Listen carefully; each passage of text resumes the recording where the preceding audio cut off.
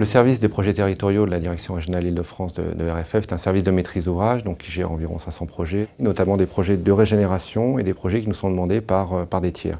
Donc c'est le cas du projet de Saint-Gratien, puisqu'on a à la fois le remplacement d'un tablier existant et une demande de la collectivité d'élargir ce pont. En 2007, Réseau Ferré de France prend la décision de remplacer le tablier du pont-rail de Saint-Gratien. Les avaries sont nombreuses et montrent que le tablier métallique nécessite d'être régénéré. En 2010, se greffe une volonté du Conseil général du Val d'Oise et de la mairie de Saint-Gratien d'élargir le pont pour supprimer l'engorgement de la RD 14 qui a lieu à cet endroit. Le pont-rail de Saint-Gratien a été construit en 1905 et suite à une inspection détaillée réalisée en 2007 par les experts travaux d'IGOA, il a été décidé de régénérer ce tablier. Nous avons travaillé en équipe pour rédiger des notes de calcul, réaliser des modèles de structure et élaborer les plans de définition des ouvrages et des phasages de remplacement. Ces études ont été menées de 2009 à 2011 et ont abouti à une consultation des entreprises en 2012 pour une opération de remplacement à l'Ascension 2013. L'entreprise qui a remporté le marché est le groupe de Mathieu Hébard, l'un des principaux acteurs français du secteur de la construction. Les sous-traitants sur le chantier sont ViamTP pour la partie démolition-terrassement, Baudin-Châteauneuf pour la partie construction métallique et l'entreprise belge Sarins pour la partie manutention lourde. L'opération coup de poing va se dérouler lors du week-end de l'Ascension 2013, soit 5 jours consécutifs pour remplacer l'ouvrage existant avec des structures préfabriquées en amont. Mardi 7 mai 2013, 23 h. Le pont-rail de Saint-Gratien laisse filer son dernier train. La coupure des circulations lance le départ du chantier.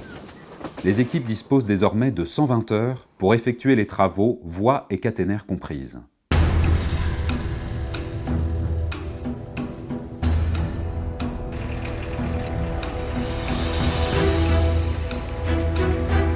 « 120 heures pour déplacer 3000 tonnes d'ouvrage. 120 heures pour transporter 12 000 m3 de matériaux. 5 jours pour 5 défis.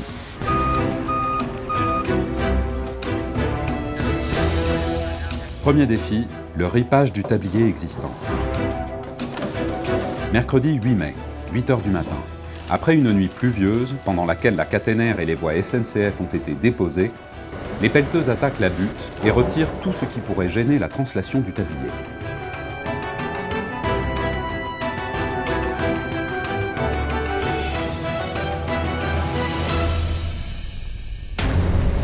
« 10 h, Sarins entre en scène. L'entreprise a installé sous le tablier des chariots automoteurs Camag prêts à supporter la structure. Les essieux élévateurs sont actionnés. Imperceptiblement, les 150 tonnes du tablier se soulèvent. Puis les Camag se mettent en marche pour progressivement ripper la masse de métal vers son aire de stationnement provisoire, un peu plus loin, sur le boulevard Pasteur.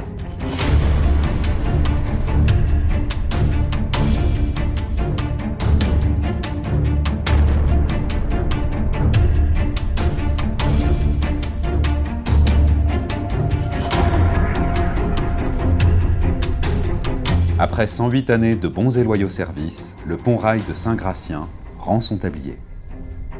Pour le deuxième défi, ViamTP a mis les moyens. Une dizaine de pelleteuses et de BRH vont se relayer pendant 20 heures sans discontinuer pour créer la brèche et évacuer les 7000 m3 de terre et de maçonnerie que constituent le talus de la voie ferrée et les culées de l'ancien pont.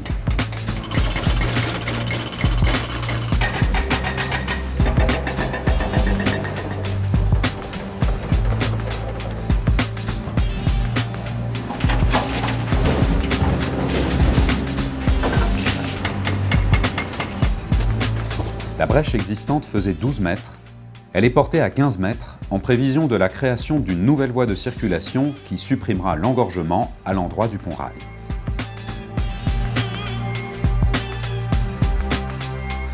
Avec une coordination sans faille, les camions se relaient pour transporter les gravats vers une aire d'évacuation située à 1 km de là, sur la commune d'Argenteuil.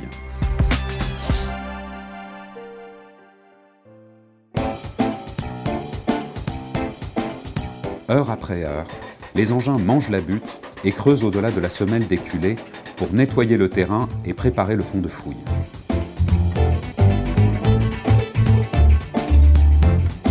Le fond de fouille est constitué de matériaux de substitution et d'un lit de sable qui permet de régler très précisément le niveau d'appui des futurs culées.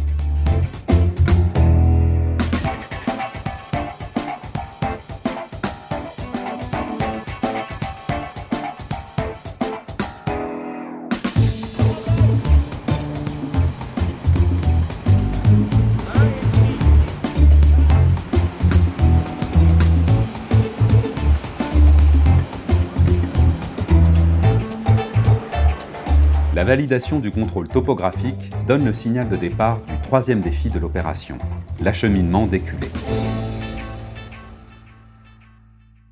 Les culées bétonnées, pesant 700 tonnes chacune, ont été préfabriquées sur une aire dédiée, aménagée le long de la voie ferrée. Pour la manutention, 4 chariots Kamag répartis de part et d'autre de la culée supportent un portique transversal. À chaque extrémité de la poutre, 2 vérins à valeur de câble, les strand jacks, permettent de soulever la culée par l'intermédiaire des platines de manutention ancrées dans la semelle. La pose de la première culée est le premier temps fort du chantier. La masse de béton est soulevée de quelques centimètres à peine et acheminée vers son emplacement définitif.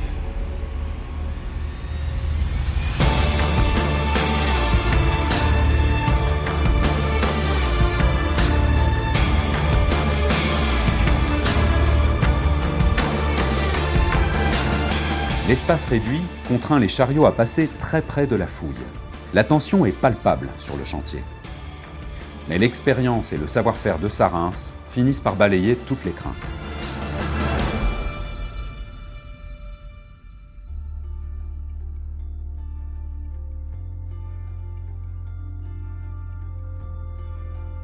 Alors que les chariots automoteurs et les portiques sont évacués vers la seconde culée, l'équipe de Demathieu et Barre prend en charge la dépose des oreilles de manutention de la première culée.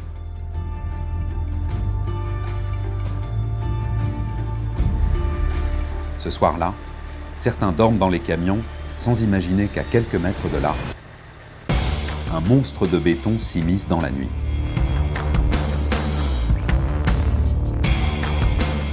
La seconde culée est mise en place dans la nuit du 9 au 10 mai, entre minuit et 2 heures.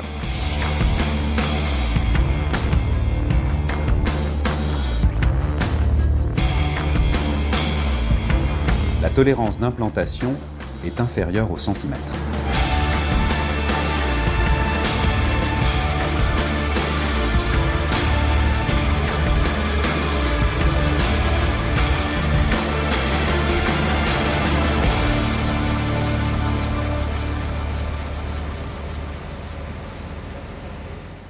Tout comme les culées, les tabliers ont été assemblés sur une aire de préfabrication entre octobre 2012 et avril 2013.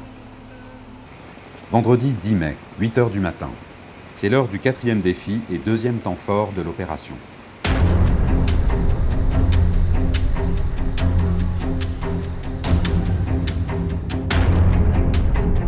Les tabliers sont de type Rapub, à poutre métallique en U bétonné.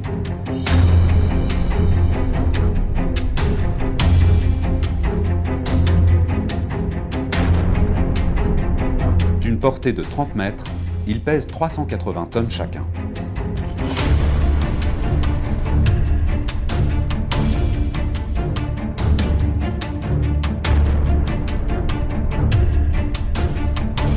À 14h20, le second tablier se pose en douceur sur ses appuis définitifs. Le pont-rail a atteint son emplacement final.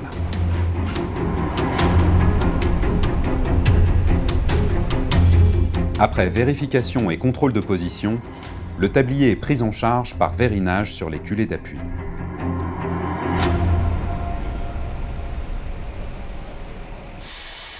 Les appareils d'appui à peau sont ensuite scellés. 10 heures suffisent pour une montée en résistance adéquate du mortier. Parallèlement à la mise en place des tabliers, Viam TP se prépare pour l'ultime défi du chantier, le remblai de la plateforme ferroviaire. À nouveau, les camions vont et viennent avec la régularité d'un métronome. En provenance d'Argenteuil, ils amènent du matériau noble pour un volume de remblai avoisinant les 5000 m3. Le remblai est déversé à l'arrière des culées, où il est réparti, tassé, compacté par couches successives de 30 cm.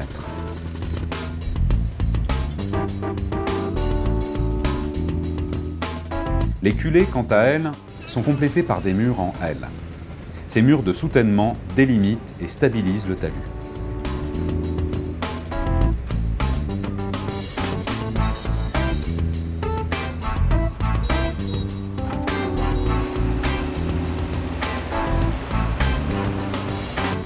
Samedi 11 mai, midi, le remblai s'achève. Les visages se détendent, la fin des travaux est proche. Nicolas Gruet, conducteur de travaux chez Demathieu et Barre, nous livre ses impressions sur le chantier. Tout le monde s'est beaucoup investi sur ce chantier, et, que ce soit les gens de chez Demathieu, de Viam ou de Sarins. Voilà, au bout de ces 4 jours-là, on est allé au bout de nous-mêmes, mais on a la grande satisfaction d'avoir accompli quelque chose d'exceptionnel. Restent les finitions d'usage. Le dévérinage est réalisé, pour les 2 tabliers, le samedi 11 mai après-midi. Viennent ensuite les travaux d'équipement, la pose des garde-corps, des joints transversaux, des caillebotis et la pose du joint longitudinal entre les tabliers.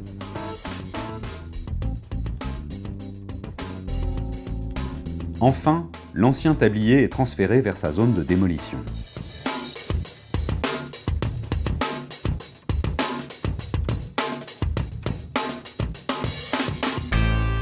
Dimanche 12 mai, 8 h. Après 96 heures de travail ininterrompu, Demathieu et Barre livrent l'ouvrage terminé, conformément à ses engagements. Par la suite, l'entreprise de repose des voies sera chargée de raccorder la voie aux différents tronçons de la plateforme ferroviaire. Après quoi, auront lieu les travaux de repose de la caténaire. L'intérêt majeur sur ce type d'opération est de suivre le projet de la phase initialisation jusqu'à la phase réalisation, ce qui permet de valider la conception et de concrétiser en fait la conception qui a été imaginée au sein du département des ouvrages d'art. Alors si on essaie d'analyser un peu les facteurs de réussite d'un tel projet, moi j'en vois 3 pour ma part. Il faut qu'il y ait un cadre précis, il faut qu'il y ait un programme connu, défini et tout, et ça je pense que c'est vraiment notre responsabilité, notre rôle de maître d'ouvrage, de l'établir. Il faut de la compétence, il faut qu'on soit compétent, il faut que l'ingénierie soit compétente, les entreprises, et qui mieux aujourd'hui que la SNCF pour étudier et concevoir des ouvrages en exploitation. Et au-delà du cadre et de la compétence, moi j'ajouterais la confiance entre les acteurs, que ce soit les entreprises, mais surtout avec la SNCF. Moi ce que je constate aujourd'hui, c'est que cette confiance elle est là, elle est effective. Et je pense que c'est vraiment une des clés de réussite de ces projets, de ce type de projet, de tous les projets à venir qu'on va avoir sur le réseau, et Dieu sait qu'il y en aura beaucoup.